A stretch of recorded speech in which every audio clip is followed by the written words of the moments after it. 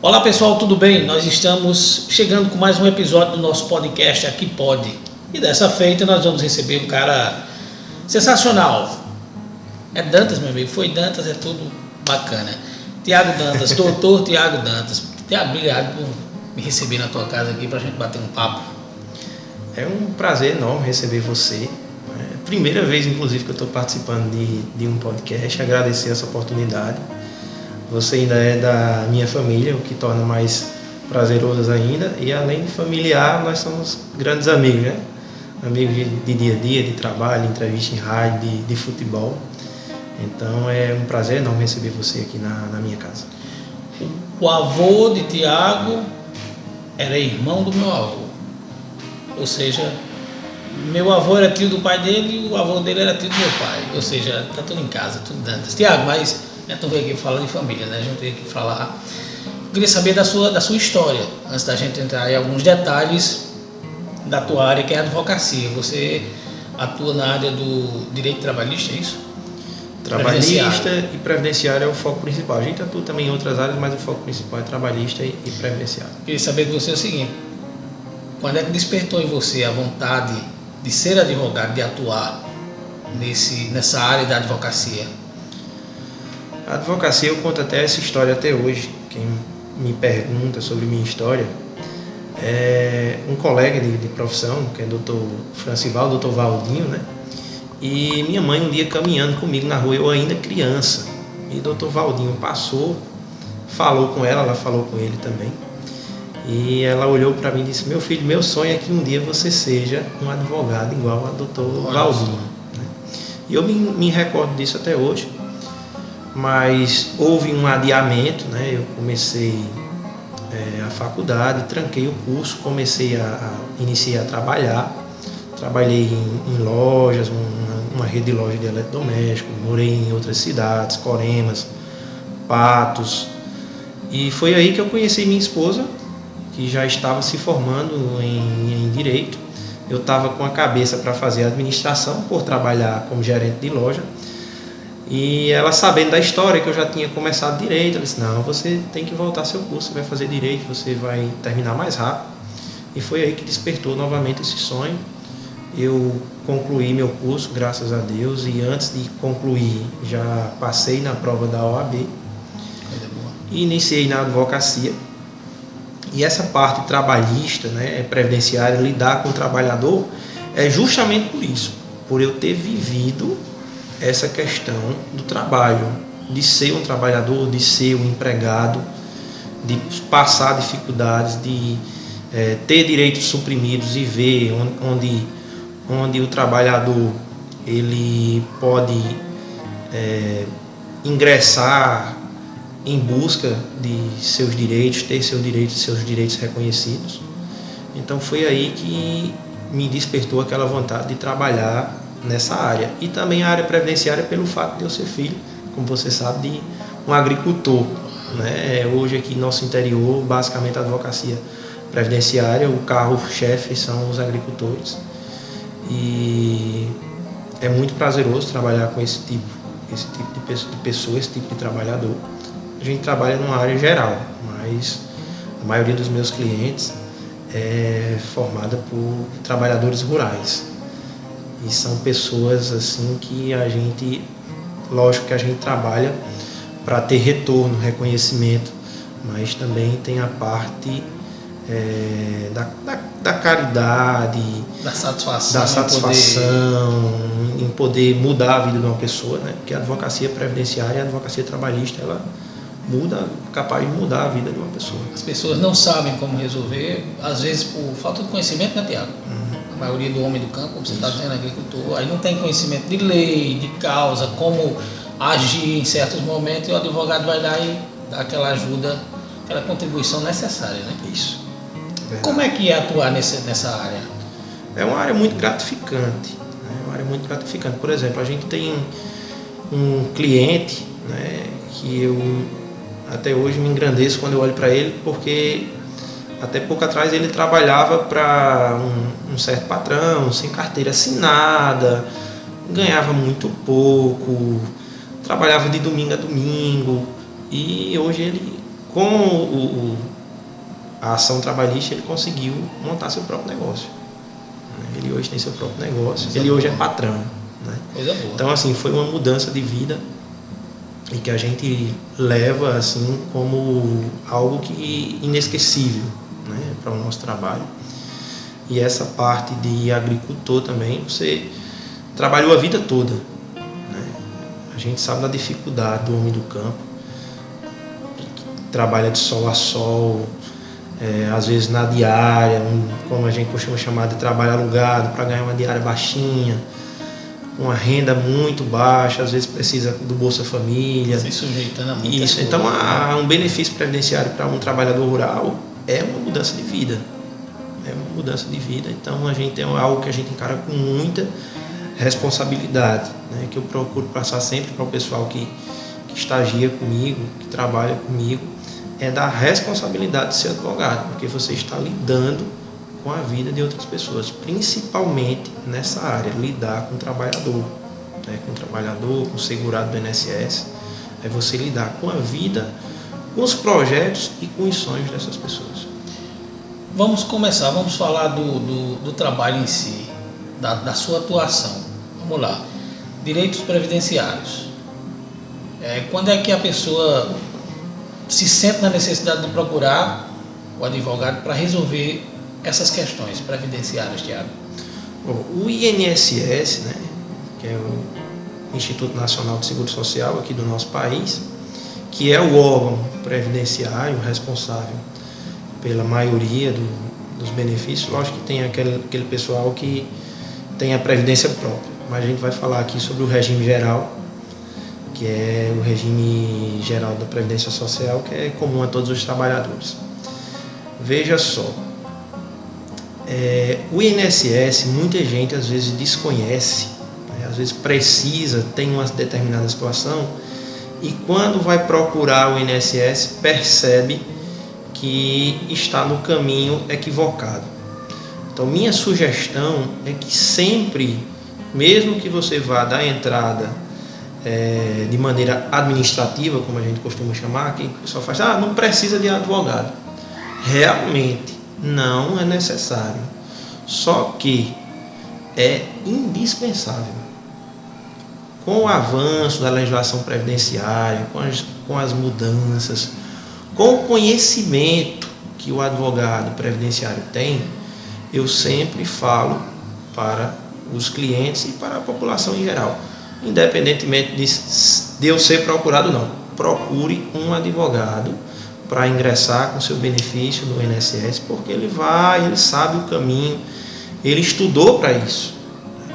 O INSS, Claudio, ele é como se fosse um seguro. Eu sempre costumo dizer, o INSS ele é um seguro, que é o Instituto Nacional de Seguro Social. Se você contribui, você está assegurado. Se você não contribui, você não está. Então pode ser que você venha passar por uma necessidade, vou procurar o INSS. E aí, será que eu estou segurado? Será que eu não estou? É algo que tem muito detalhe e que precisa de conhecimento. Existem exceções? Existem. Mas no geral o INSS ele é como seguro, para segurar os seus contribuintes. Quem não é contribuinte, infelizmente, às vezes passa por situações muito difíceis, porque vai direto ao INSS, procura direto a autarquia, né, que é o órgão, a agência, e acontece de ter um benefício negado porque não tinha o conhecimento necessário. E quando a gente vai ver que chega o caso para a gente, infelizmente, não tem mais o que fazer. Existem esses casos? Existe. Travou, não vai mais, existe. Perdeu a causa. Perdeu a causa, não tem mais o que fazer. Você já se deparou com situação? Já sim. Já me deparei com situações onde a gente até sente bastante de ter que olhar para a pessoa e dizer, infelizmente aqui não tem o que a gente fazer. Não temos o que fazer. É complicado, Tiago, o direito trabalhista, previdenciário? Não é que seja complicado, mas tem muito detalhe, que você tem que se atentar, né? Benefício por doença, aposentadoria por idade, pensão por morte. Cada benefício ele tem suas exigências, seus requisitos. Você tem que preencher todos para você ter direito. Se você deixa de preencher um, às vezes por um erro, por falta de conhecimento, por um documento que você colocou errado. Já me deparei com várias situações de benefícios previdenciários onde a pessoa colocou um documento errado. E aí, tá lá o documento, como é que você vai fazer agora? Perdeu o processo? Pois é. Por conta de um erro de... Às vezes um erro de digitação, né? Já teve caso de trabalhador que trabalhou, doutor Tiago, eu só trabalhei tantos meses aqui nessa prefeitura. Mas aí o rapaz, o servidor dessa prefeitura colocou lá que trabalhou mais tempo, errou. E aí? Eu levei para o INSS. Não verificou, não conferiu. Se tivesse levado para o advogado, isso não teria acontecido. Então tem que ter muito cuidado com isso. Quando o INSS confronta um benefício, por exemplo, fiquei já faz 2, 3 anos, não sei se você já se deparou com casos assim de pessoas que passam anos tentando aquele benefício e não conseguem. Aí é preciso vir a figura do advogado que poderia ter ido desde o início, né? Você já se deparou com esse caso de pessoas que estão lá com processos caducando? Já sim. Assim, eu sempre costumo dizer que cada caso é um caso, né? Ninguém possui o caso igual a de outra pessoa, né? São casos diferentes. Acontece de casos estarem há muito tempo aguardando decisão do INSS, ou então que foi negado há bastante tempo, e a gente analisar e ver que realmente não tem o que fazer. E às vezes acontece de a gente encontrar casos que foi uma pequena falha, algum equívoco, da gente poder consertar aquilo ali, ingressar com um novo pedido e conseguir o benefício para determinada pessoa. A burocracia, Tiago, que só vocês entendem, por exemplo, o cidadão que está procurando os serviços advocatícios, é porque ele não tem conhecimento, só vocês têm, sabe os caminhos por onde chegar para que aquele benefício seja concedido ao agricultor, então a pessoa comum que está tentando se aposentar. Nessa hora, o que prevalece? O conhecimento do advogado ou as causas, como é que faz? Tem que ter o advogado nessa situação.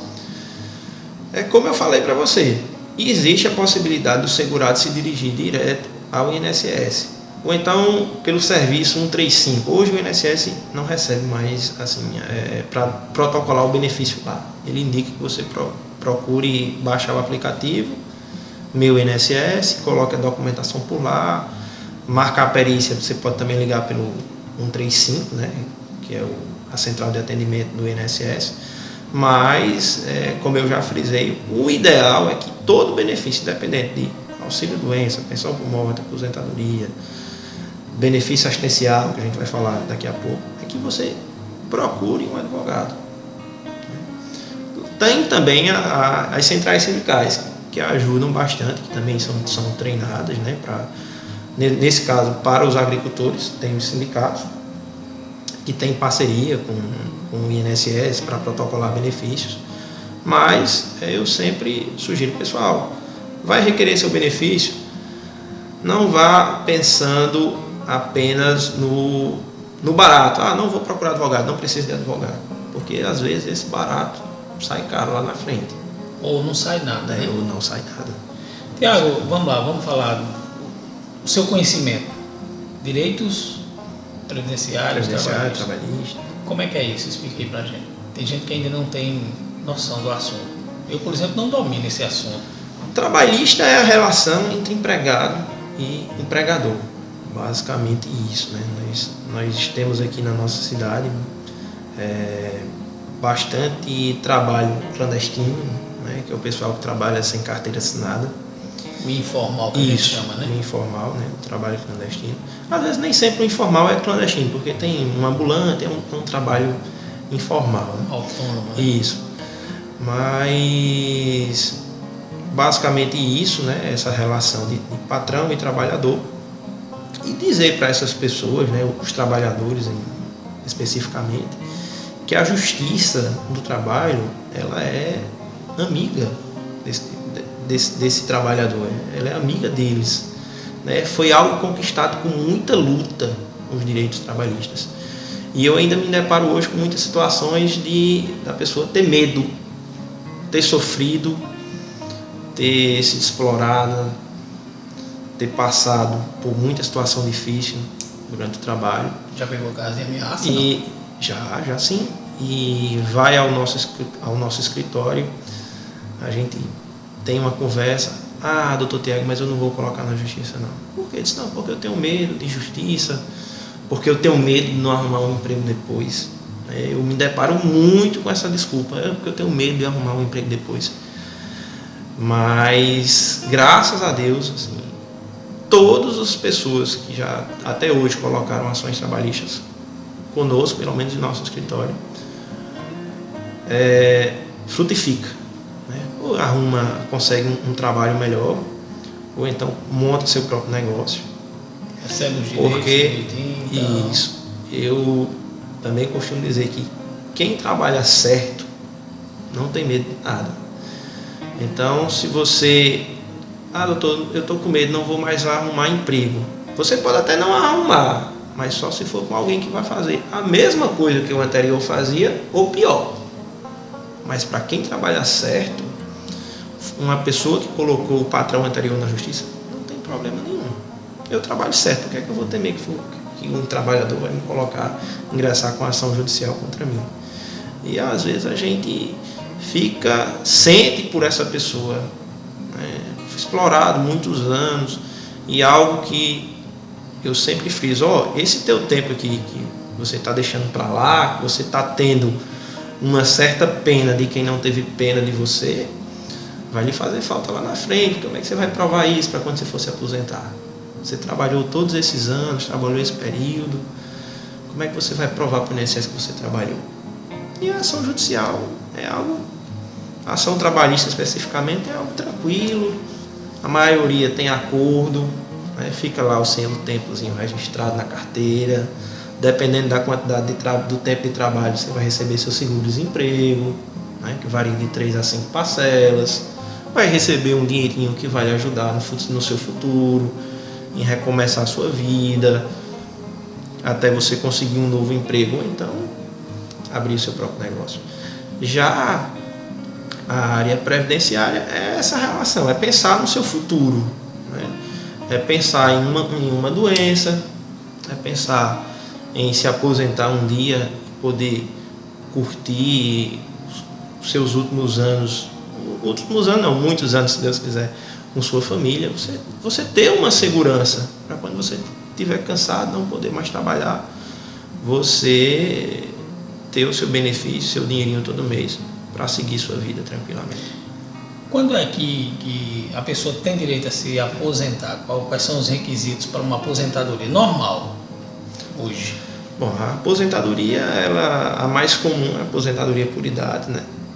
Aí tem aquela questão, o trabalhador urbano, ele precisa hoje, o homem é com 65 anos e a mulher com 62 anos. Isso é o trabalhador comum, aquele senhor que está trabalhando numa loja há bastante tempo, está completando a idade de 65 anos, ele vai se aposentar por idade.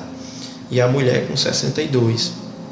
Aí tem a questão da carência, né? A carência, ela hoje, para quem ingressou após a reforma da Previdência, o homem que ingressou, começou a trabalhar, iniciou-se a reforma em 13 de novembro de 2019, o cara começou a trabalhar no dia 14. Aquele ali ele já tem que trabalhar no mínimo 20 anos para quando ele completar os 65 ele poder se aposentar por idade. A mulher continua 15, né? Agora, as pessoas que já trabalhavam, já contribuíam antes do início da reforma, independentemente de homem ou mulher, basta contribuir os 15 anos, né? Que é o que a gente costuma chamar de carência. Tem também a questão da aposentadoria por invalidez, a pessoa exercia determinada profissão, adoeceu, sofreu um acidente, não tem mais condição nenhuma de trabalhar e tem direito a um benefício por incapacidade, que a gente costuma chamar, que é a aposentadoria por invalidez, que é permanente, a incapacidade permanente. Quando ela é temporária, é auxílio-doença. Quando ela é permanente, tem que ser a aposentadoria por invalidez. Você falou em trabalhador urbano e o rural. O rural é um pouco diferente. O trabalhador rural, o agricultor e o pescador artesanal, né, que é aquele pescador que pesca para sobrevivência, eles têm um requisito benéfico, que é a questão da redução de idade. A mulher com 55 anos e o homem com 60 anos. E no lugar deles contribuírem, de pagar todo mês, basta que eles comprovem o exercício de atividade rural pelo período de carência, que também é de 15 anos. Então o trabalhador rural ele não precisa todo mês ter que ir lá no INSS recolher. Porém, quando ele chegar à sua idade, que for ingressar com seu pedido de aposentadoria, ele tem que comprovar 15 anos de atividade rural. Que comprovação é essa? Isso vai ser comprovado com provas documentais. O INSS ele exige a documentação que você vai apresentar, você vai juntar no seu pedido de benefício, para comprovar que com aqueles documentos, né, aqueles documentos vão comprovar que você exerceu atividade rural pelo período mínimo de carência. Ainda existe hoje a figura do pagamento do sindicato rural? Isso é um comprovante? Existe, sim. A sua filiação ao sindicato, a sua ficha sindical é importante? É importante. É importante. E as associações? Agora, também muito importante. O maior erro que eu costumo falar do agricultor é o maior erro. Pode ter certeza que não existe erro maior. É aquele agricultor que deixa para procurar, para ajeitar seus documentos, para se aposentar, apenas no momento que completa a idade. Completei 60, vou fazer meu sindicato. Gente, não adianta.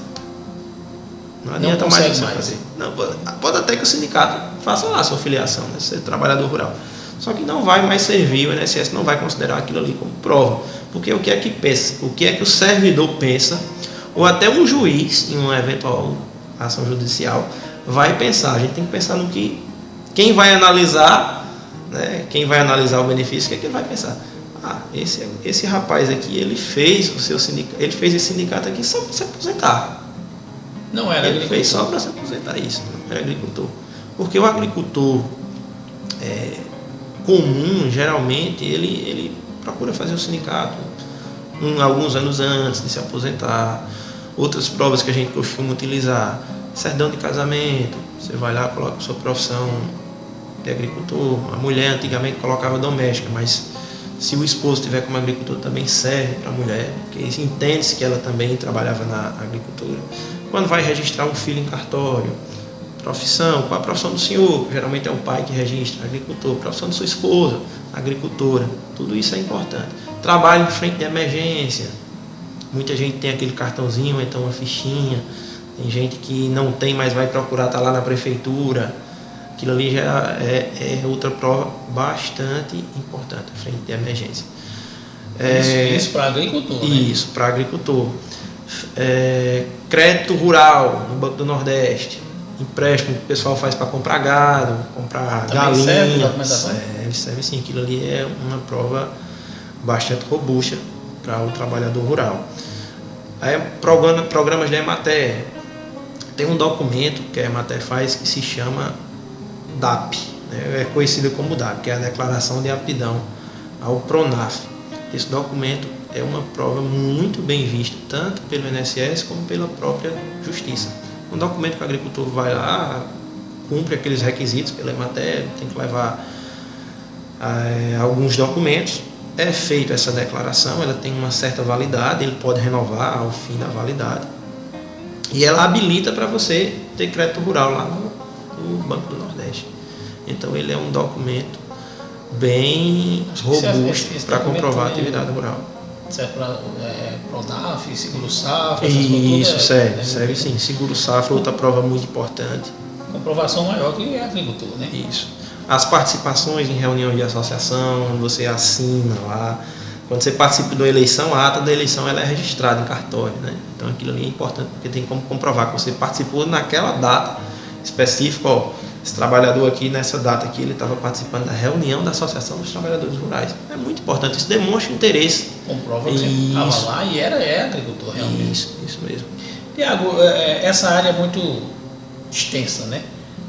Quando é que uma pessoa tem direito ao BPC, famoso BPC, que é benefício de prestação continuada. Antigamente o pessoal chamava o homem encostar, é isso? Até hoje chama. Até hoje chama o BPC. É aí que vem aquela parte.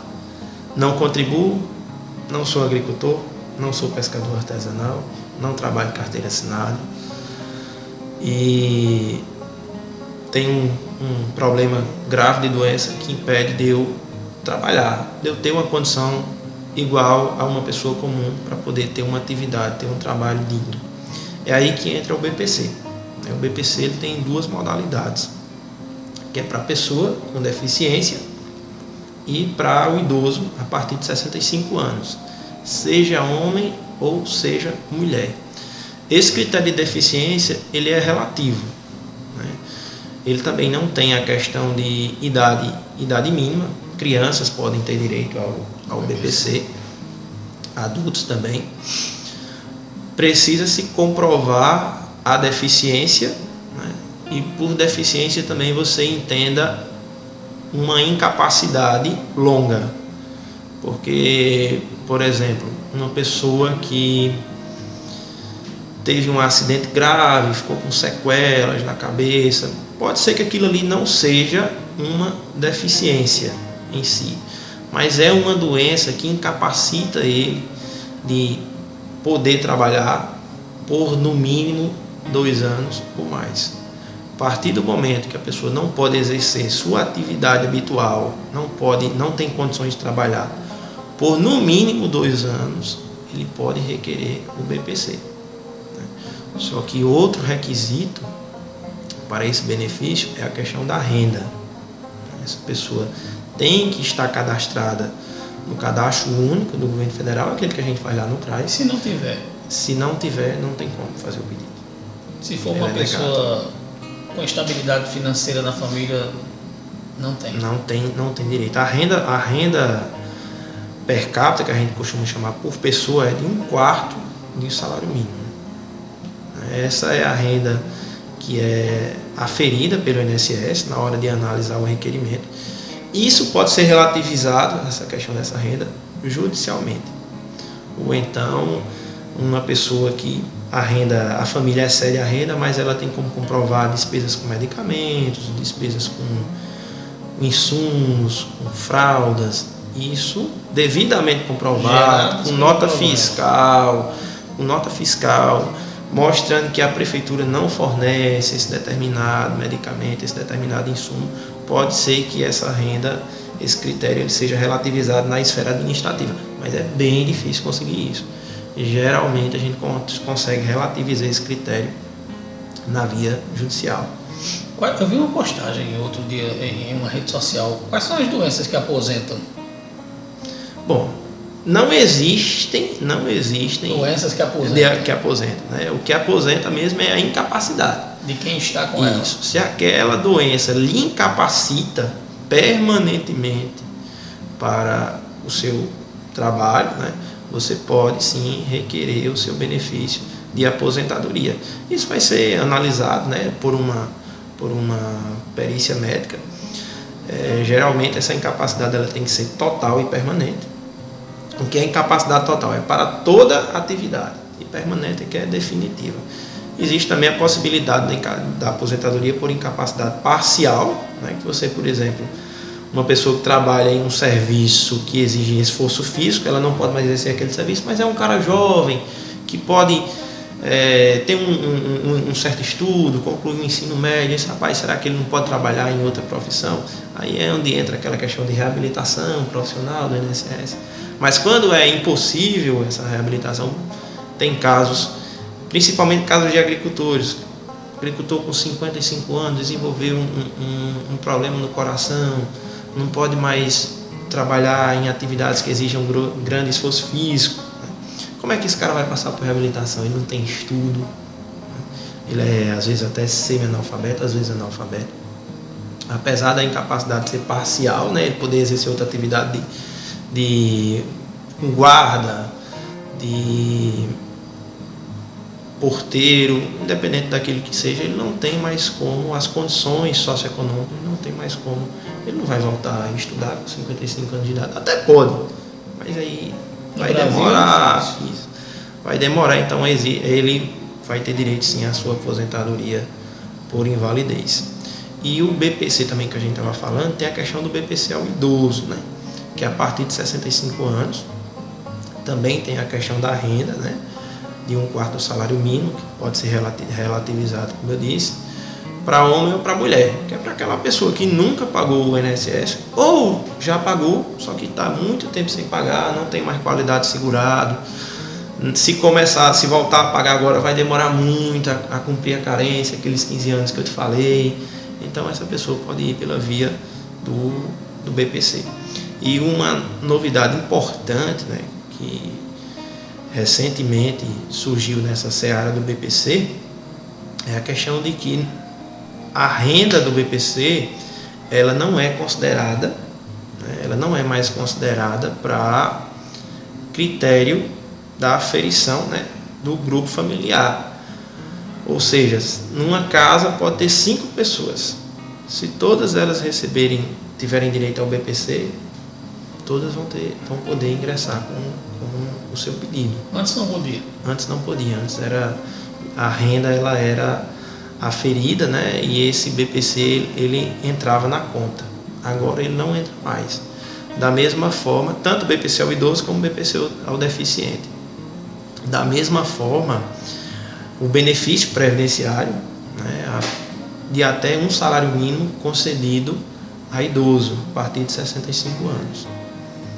Ou seja, numa casa pode ter um casal de idosos, o marido se aposentou, já é aposentado mesmo, tem uma aposentadoria, e a esposa pode ter o BPC, desde que o marido já tenha 65 anos e aquele benefício dele, aquela aposentadoria, seja de até um salário mínimo. Ela não vai ser considerada na hora de calcular a renda per capita. Você falou em cadastro único. Qual é o momento que a pessoa tem direito a se cadastrar nesses programas? O CAD único, como a gente chama isso. Bom, o CAD único, né, ele é um cadastro do governo federal destinado a participar de para a pessoa poder participar de determinados programas, né, programas de renda.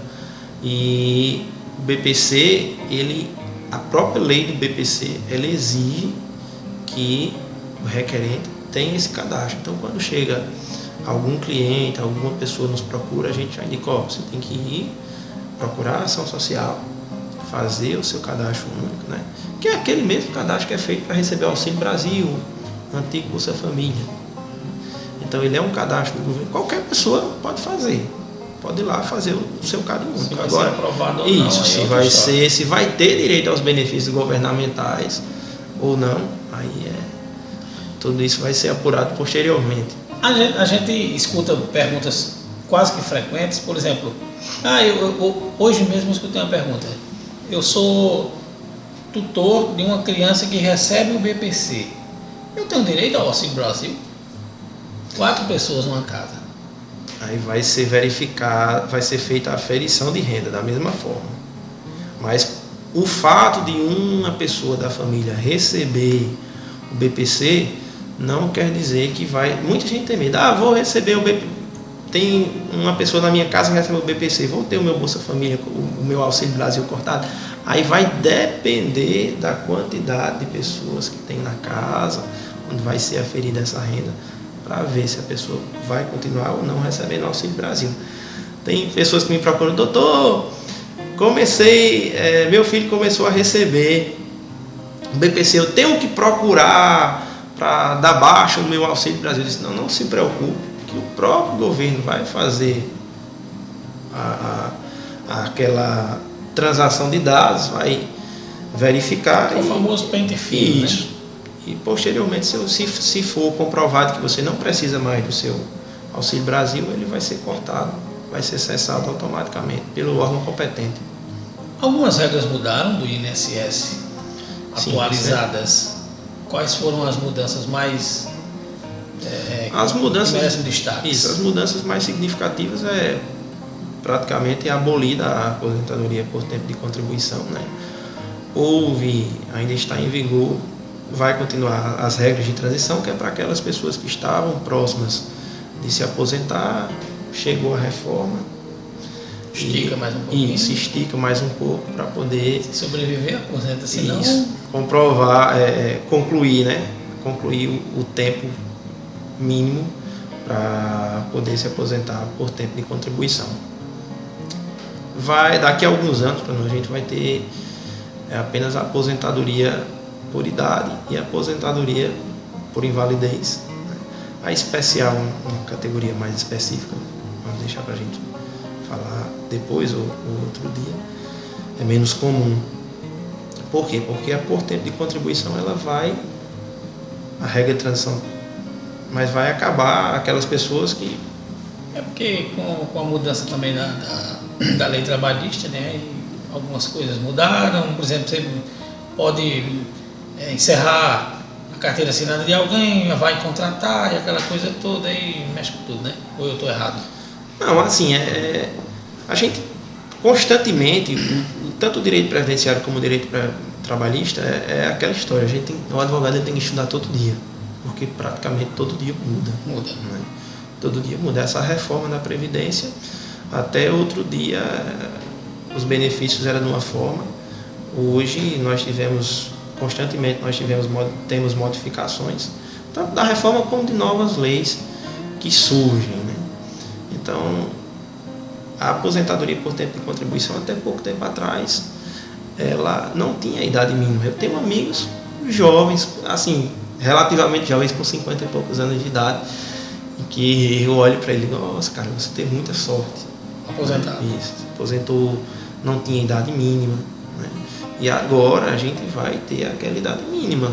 65 para o homem, 62 para a mulher. Mas... independentemente do seu tempo de contribuição, para quem está começando agora, você vai ter que esperar completar a idade.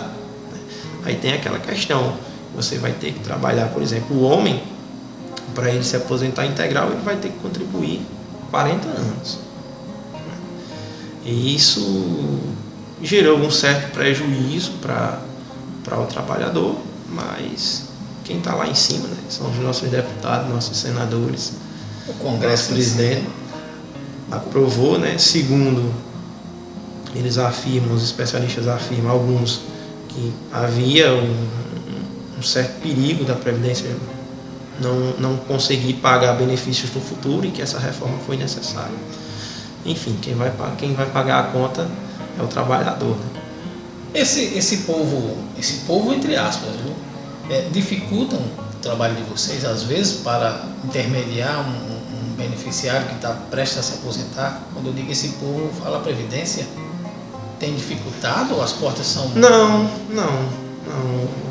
O INSS, a dificuldade hoje que a gente tem é falta de servidor, tá, para abrir um concurso, mas pelo menos aqui na nossa agência aqui de Pombal, a gente tem...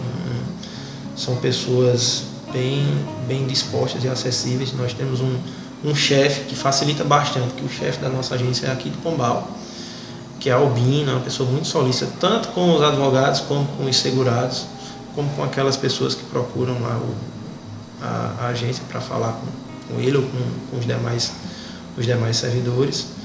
Então, a dificuldade mesmo é, em geral, essa questão de ausência de um número capaz de atender as demandas, mas a gente já tem conhecimento, já está, acho que até para abrir inscrições em um novo concurso.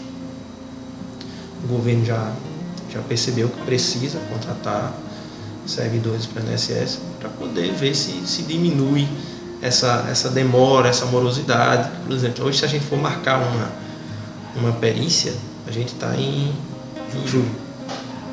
Tem determinados locais que a perícia já vai cair para 2023, em determinadas agências. Não tem mais vaga. Obrigado. Tiago, quais são os casos mais complexos, complicados que você atua, vai lá e resolve o problema? Bom, na Previdência, na agricultura, no trabalhista, como é? Cada caso é um caso, né? Em todas as áreas nós temos casos complicados, né? Mas você tem resolvido vários. Tem, graças a Deus. É aquela história, né? Como eu lhe disse, a gente tem que estar todo dia se atualizando, todo dia estudando e nunca deixando de lado o lado humano e também a nossa sinceridade e nossa honestidade com o cliente, de dar esperança quando se há esperança e de passar a realidade, independente se ela seja dura, se ela seja boa, se ela seja ruim, positiva ou negativa. É sempre bom passar a verdade para o nosso cliente. Se é um caso mais tranquilo, se é um caso mais difícil, a gente sempre procura passar a verdade. Tem casos mais tranquilos que dão certo, tem casos mais difíceis que também dão certo. O importante que eu sempre digo, o importante é a gente fazer sempre o nosso melhor. Às vezes o cliente fala, doutor, vai dar certo? O que eu digo? Olha, se vai dar certo, a gente vai saber no futuro. Agora, eu lhe garanto que eu vou dar o meu melhor para você. Isso aí eu lhe garanto. Para resolver o problema. Isso, para resolver. Tiago, deixa eu te fazer uma pergunta. Mudou alguma coisa nas regras da pensão? Da pensão por morte mudou, sim. A pensão por morte ele é um benefício também que tem alguns detalhes, né? Que é para os dependentes do segurado.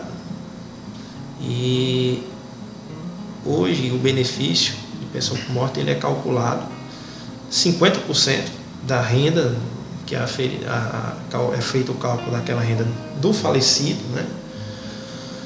E é 50% por dependente, 50% e mais 10% por dependente.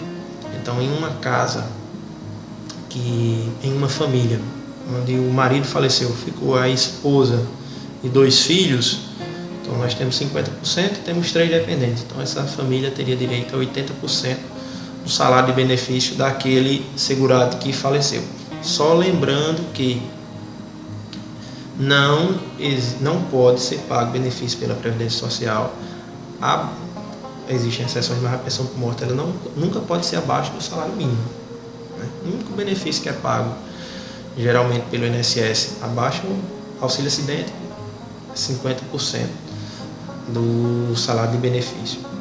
Mas a pensão por morte, muita gente tem essa dúvida. Minha pensão, será que eu vou receber menos do salário mínimo? Não tem perigo. Benefício mínimo de um salário mínimo, né? Para todos os dependentes. Acontece de ter 3, 4 dependentes, aí vai dividir aquele salário mínimo. Não é um para cá, né? Isso, não é um para cá. Né? Se a mulher for aposentada e o marido morre, os dois são aposentados, um deles morre, essa pensão acontece a mesma coisa? Acontece, pode acumular tranquilamente. Existe alguma possibilidade de não ser paga essa pensão? Não existe. Não existe. É de direito. É de direito. Muita gente tem medo. Eu já teve casos da pessoa... Dona Maria, por que foi que a senhora nunca requeriu sua pensão? Doutor, porque eu já sou aposentada, eu pensei que não tinha direito. Mas pode acumular tranquilamente. E no caso de morte dos pais, os dois são aposentados, essa pensão fica para algum dos filhos ou não? Ou é automaticamente cancelado esse benefício? Olha, os filhos também têm direito à pensão por morte. Até os filhos menores até completarem 21 anos. Existe a possibilidade de um filho maior receber pensão por morte? Existe, desde que ele seja inválido, né? A gente costuma chamar o filho maior inválido. E aquela invalidez, ela tem que ter iniciado até a data do óbito. São pessoas, inclusive, que não sabem desse direito, né? A gente tem muitas pessoas que são inválidas, os pais eram aposentados, às vezes até nos ouvindo, e não tem conhecimento que tem direito à pensão. Inclusive pode acumular a pensão do pai e da mãe. O filho inválido, né? Se for comprovado que antes do óbito do pai e antes do óbito da mãe ele já possuía aquela invalidez, né? Aquela incapacidade, ele pode acumular os 2 benefícios, pensão por morte do pai e pensão por morte da mãe. Essa eu também não sabia. Isso. Sei que era automaticamente suspenso os benefícios, mas o cara era dependente e é inválido, né? A gente costuma pegar alguns casos também, por exemplo, a pessoa recebe um BPC, né? A mãe é aposentada, o pai é aposentado e não sabe que tem direito à pensão, acaba tomando conhecimento por alguém, abre mão do BPC, né? Não, o BPC ele não pode ser acumulado com nenhum outro benefício, mas em compensação fica recebendo as duas pensões, pode acumular as duas pensões. O resto da vida. Isso, o resto da vida. Outra coisa importante sobre o BPC, ele não dá direito à pensão por morte. Aos dependentes de quem recebe. Quem recebe quando morre, os benefícios morrem junto. Se eu, Tiago, sou beneficiário de BPC, se eu falecer, meus dependentes não têm direito à pensão. Ele não gera direito à pensão. Ele não é um benefício previdenciário, ele é um benefício assistencial, né? É um benefício que é para assistência mesmo a determinadas pessoas.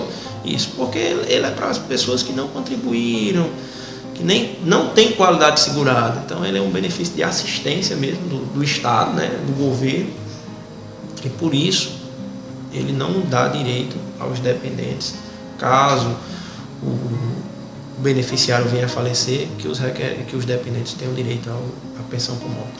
Como disse no início, é uma área bem... Existem exceções. Para tudo existe exceção. Mas aí não é nem o BPC. Já teve casos da gente conseguir pensão por morte para dependentes de uma pessoa que recebia BPC, mas como? A gente conseguiu provar que aquele BPC foi concedido erradamente, que a pessoa tinha direito a um benefício previdenciário, só que por falta de conhecimento ela requereu o BPC. Mas aí é um caso bem complexo. É 1 em 100. É 1 em 100, realmente. O que mais a gente pode abordar para que as pessoas fiquem antenadas com o assunto? Bom, o que eu posso dizer é que mantenha contato com a gente, acompanhe nossas redes sociais. E onde é que eu procuro o Dr. Tiago? A gente tem o nosso Instagram, né, Tiago Dantas Advocacia, também estamos no Facebook. Como eu lhe disse, a gente está iniciando um trabalho bacana agora de mídia social, de passar informação para o trabalhador, para o segurado do INSS, sobre benefícios previdenciários, sobre BPC, sobre direitos trabalhistas. Então a gente está sempre à disposição da população, né? Onde é que fica esse escritório? O nosso escritório ele fica ali na rua Tabelião José Vieira de Queiroga, aquela rua que sobe para o fórum, na lateral do fórum. Na esquina é o Lava Jato, nosso amigo Stein, você sobe um pouquinho, tá o nosso escritório. Sempre atuando nas causas trabalhistas, previdenciárias, assim, esse é o nosso foco, né?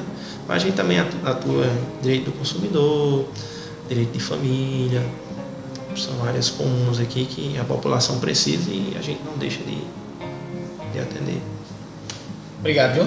Por essa atenção, por esse bate-papo, qualquer eventualidade a gente está aí. Pedir desculpas, pessoal, porque é a primeira vez que eu estou participando de algo assim, mas muito bacana conversar com você e só ressaltar que trabalhador não tenha medo de procurar seus direitos, procurar um advogado, porque é bastante difícil, isso vem de muita luta, né? Tanto o advogado como as leis trabalhistas, as leis previdenciárias, e às vezes a pessoa, por um descuido, por falta de conhecimento e até por medo, faz um equívoco, né? E deixa de ir pelo caminho certo. O melhor caminho é sempre procurar quem tem o conhecimento para lhe ajudar. Fica mais fácil, né? Com certeza. Fica mais fácil. Com certeza. Conversamos com o Dr. Tiago Dantas, advogado, trabalhista, previdenciário, aqui no nosso podcast. A gente se fala. Até a próxima.